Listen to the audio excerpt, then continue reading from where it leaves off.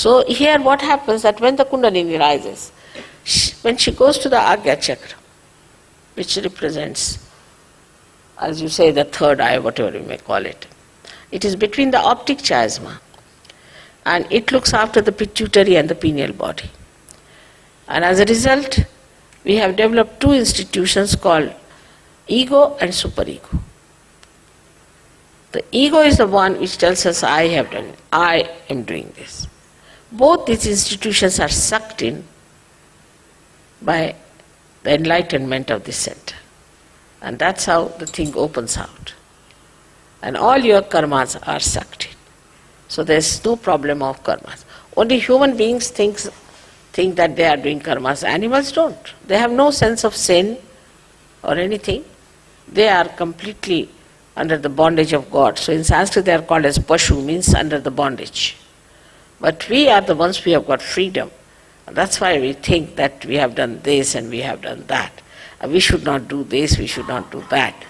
But when the Kundalini rises and she awakens the center, then both these things are sucked in. And when they are sucked in, then you do not do any karmas anymore. You just are in a karma.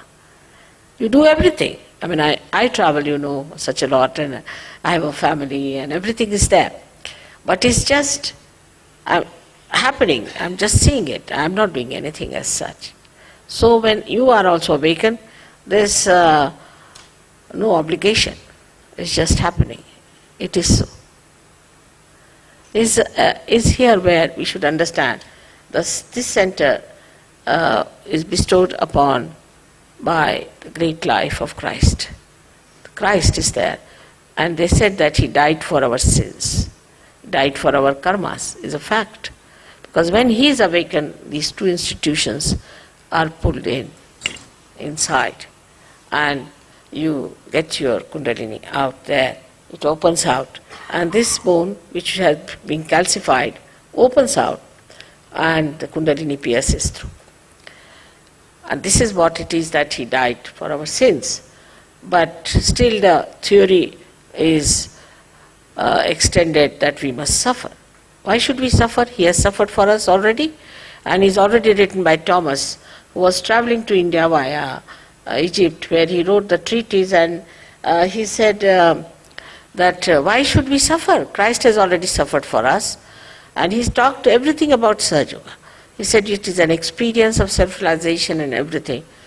And that book now is out in England. After 48 years, they could decode the whole thing, which was found about 48 years back in Egypt. And is out now, and is beautiful. Gnostics is the name of the book.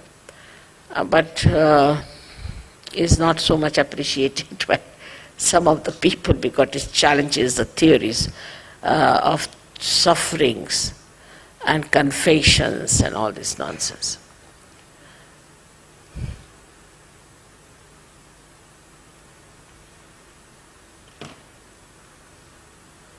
You awaken the Kundalini at will.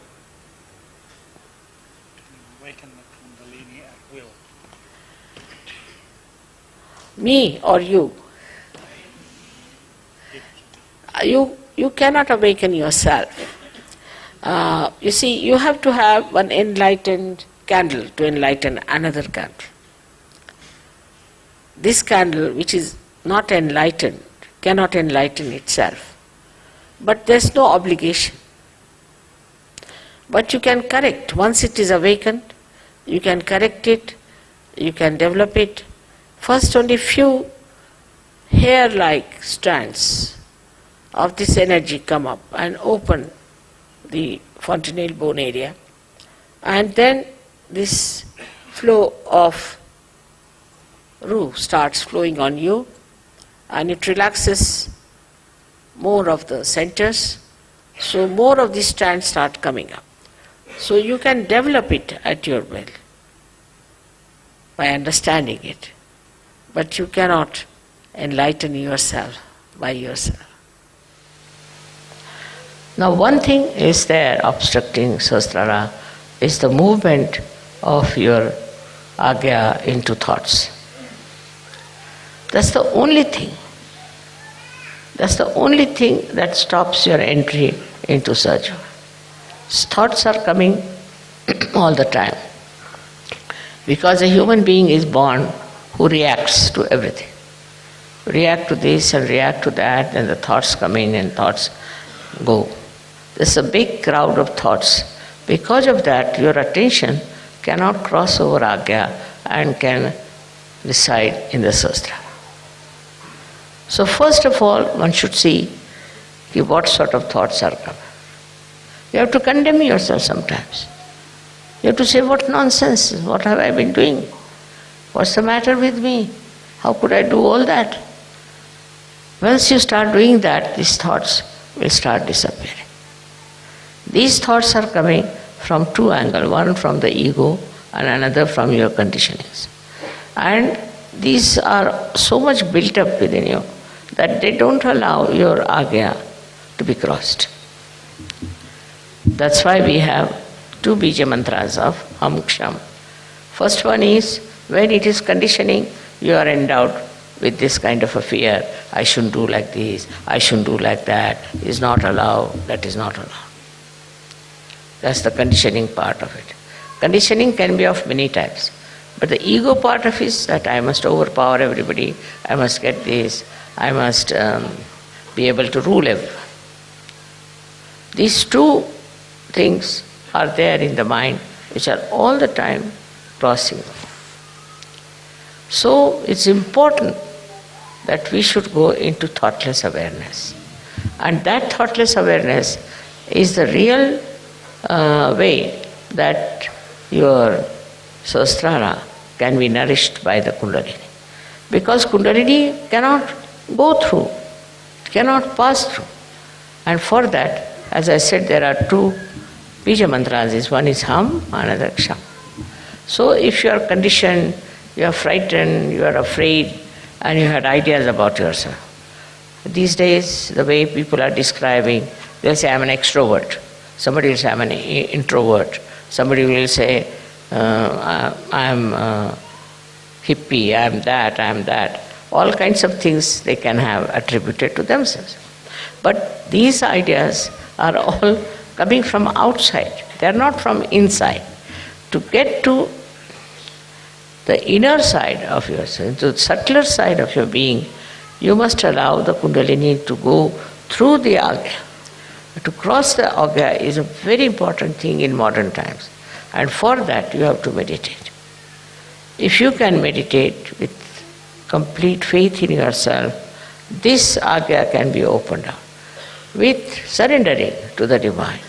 You have to surrender yourself to the Divine.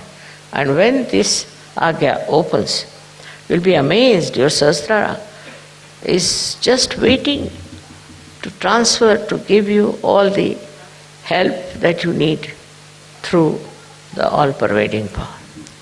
Your connection of Sahasrara with the all-pervading power is established. And by that you will be amazed how all these 7 chakras work for you.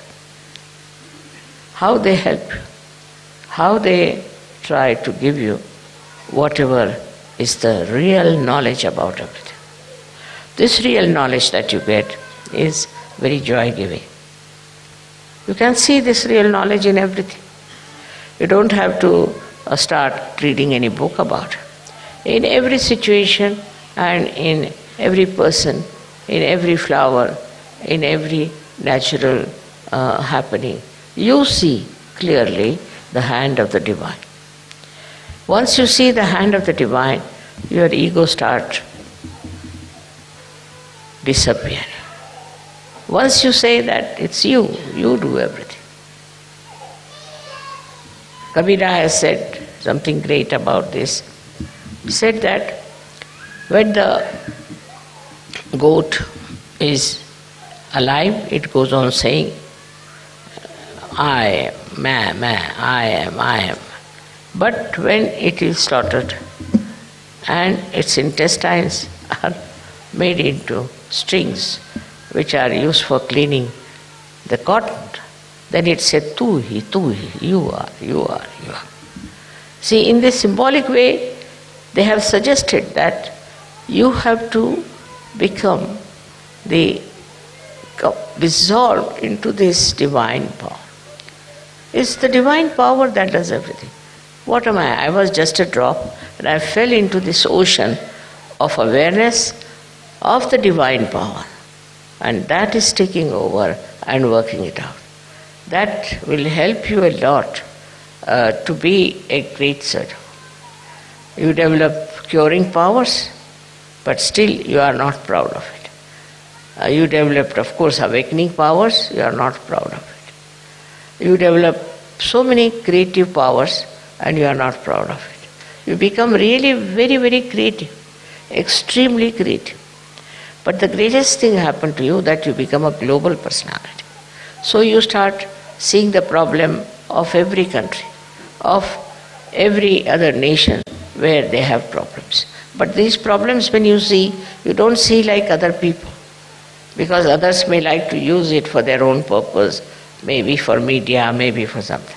What you want to see is that these problems are solved. See, your powers are so great with this kind of a mind, I would say, which is dominated completely by the divine power, that whatever disturbs you immediately is taken over and it starts working out. Many problems have been solved by Sahaja. And also they can be solved on a very universal level. If you are a global person, then what happens is that you become a sort of a vehicle, or you can become like a channel for this divine power to act, because you are purely a global personality. Not attached to this, attached to that, but a pure Sahaja personality which can be used by this divine power very easily. For that, as I told in the afternoon also, that we have to be careful about few things that we have. Firstly, anger. Anger is the worst thing that we have. Angry for what? There are people who talk like this. I was very angry. They're proud of their anger. Anger is a sign of complete stupidity, absolute stupidity. There's no need to get angry with anyone, because by anger you don't solve the problem. With anger you spoil yourself. With anger you ruin your own nature. With anger you really spoil the whole situation. So no use having any anger about anything. But if anything happens that angers you, you should settle down and see for yourself, why is it wrong? Why is it disturbing you? Your seeing itself will help this problem to be solved. You must first of all realize that you are a special personality, that your Sahasrara has been opened out to this all divine power, as if you are entered into the realm of divinity. You are great guest in that great court of divine domain. You are not an ordinary person. And so once you understand why you have Sahaja and why you have got realization, is that there's something special. But that should not give you any ego. It's not for ego that you have to have this, but it's for understanding that you have to play into the hands of the divine.